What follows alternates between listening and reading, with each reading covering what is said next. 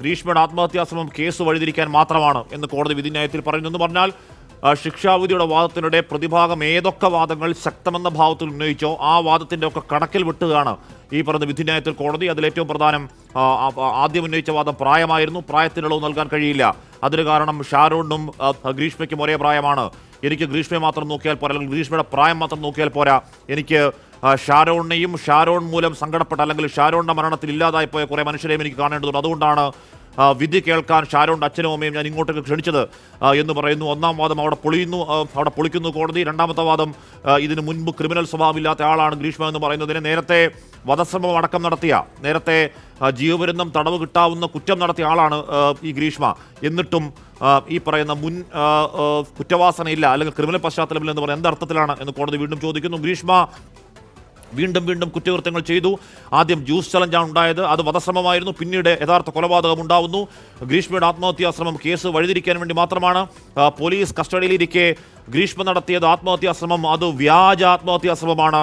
ലൈസോൾ കുടിച്ചാൽ മരിക്കില്ല എന്ന് ഗ്രീഷ്മയ്ക്ക് അറിയാമായിരുന്നു. അത്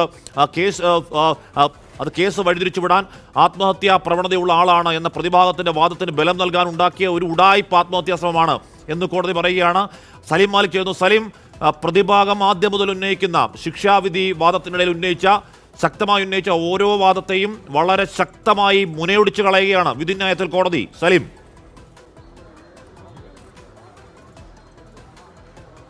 ഹാഷ്മി, ഇതാ ഒരു ചരിത്ര വിധിയിലേക്കോ എന്നൊരു സൂചന കോടതി ഓരോ ഘട്ടത്തിലുമുള്ള നിരീക്ഷണത്തിൽ പറയുന്നു എന്നുള്ളതാണ്. ഓരോന്നെടുത്തു നോക്കൂ. അതായത് പ്രതിഭാഗം കോടതിയിൽ എന്തൊക്കെ വാദം ഉന്നയിച്ചോ അതിന്റെയൊക്കെ മുനയൊടിക്കുന്നു. പ്രതിഭാഗം ഉന്നയിച്ച വാദങ്ങൾ എണ്ണി കോടതി മുനയൊടിക്കുന്നു എന്നുള്ളതാണ്. അതിൽ ഏറ്റവും പ്രധാനപ്പെട്ട കാര്യം പ്രതിയുടെ പ്രായമായിരുന്നു. കോടതി തുടക്കത്തിൽ തന്നെ ഷാരോണിനും അതേ പ്രായമല്ലേ, ഷാരോണിന്റെ കുടുംബത്തെ കാണണ്ടേ, പ്രതിയുടെ പ്രായം മാത്രം തനിക്ക് നോക്കിയാൽ പോരാ എന്ന് പറയുന്നു. അതിനുശേഷം പറയുന്നത് പ്രതിക്ക് മുൻപ് ക്രിമിനൽ പശ്ചാത്തലം ഇല്ല എന്നുള്ള പ്രതിഭാഗത്തിന്റെ വാദത്തിന്റെ ഒടിക്കുന്നു. മുൻപ് വധശ്രമം നടത്തിയിരുന്നു, പോലീസ് അന്ന് കേസെടുത്തില്ല എന്ന് മാത്രമേ ഉള്ളൂ. അതുകൊണ്ട് തന്നെ ക്രിമിനൽ പശ്ചാത്തലം ഉണ്ടായിരുന്നു ഗ്രീഷ്മയ്ക്ക്.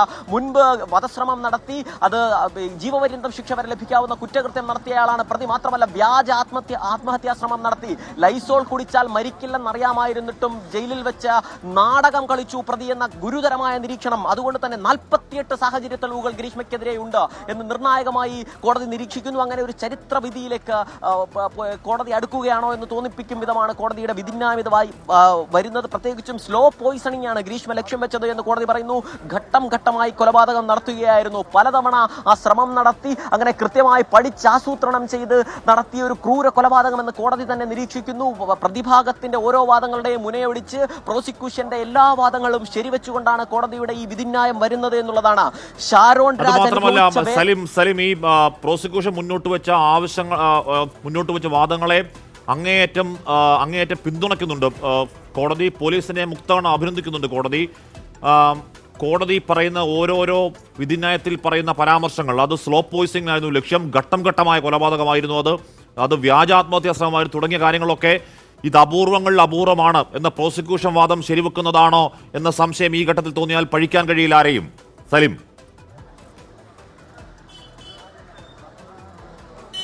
ഹാഷ്മി, നിർണായകമായ ഒരു നിരീക്ഷണം, വളരെ നിർണായകമായ നിരീക്ഷണം. ഇത്തരം കേസിൽ പരമാവധി ശിക്ഷ നൽകരുത് നിയമമില്ല, അല്ലേ സലീം?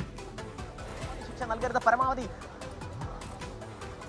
അതെ, അതായത് ഏറ്റവും നിർണായകമായ നിരീക്ഷണമാണ്. അതായത് ഒരുപക്ഷെ വധശിക്ഷ ലഭിച്ചേക്കാം എന്ന കോടതിയുടെ നിരീക്ഷണമാണ് എന്ന് നിസ്സംശയം പറയാം. കാരണം ഇത്തരം കേസുകളിൽ പരമാവധി ശിക്ഷ നൽകുന്ന ശീലമില്ല എന്ന പ്രതിഭാഗം കോടതിയിൽ വാദിച്ചിരുന്നു. അതിനെ പൊളിക്കുന്നു. ഇത്തരം കേസിൽ പരമാവധി ശിക്ഷ നൽകരുതെന്നൊരു നിയമമില്ല. ഷാരോൺ അനുഭവിച്ച വേദന അത് വലുതായിരുന്നു, അത് കോടതി കാണുന്നുണ്ട്.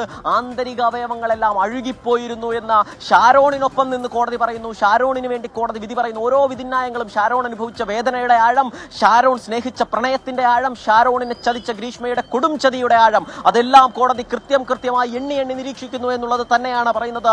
സമർത്ഥമായ ക്രൂരകൃത്യം എന്ന് പറയുന്നു. അതായത് സമർത്ഥയായ ഒരു ക്രൂരയായ കൊലപാതകി എന്ന് ഗ്രീഷ്മയെ കോടതി കാണുന്നു എന്നുള്ളതാണ്. അതായത് ഈ കൃത്യം നടത്തി അതിനുശേഷം ജയിലിലായതിനു ശേഷവും ആ സാമർത്ഥ്യം ഗ്രീഷ്മ തുടർന്നു. അതായത് ജയിലിൽ വെച്ച് വ്യാജ ആത്മഹത്യ ശ്രമം നടത്തി കേസിനെ വഴിതിരിച്ചുവിടാൻ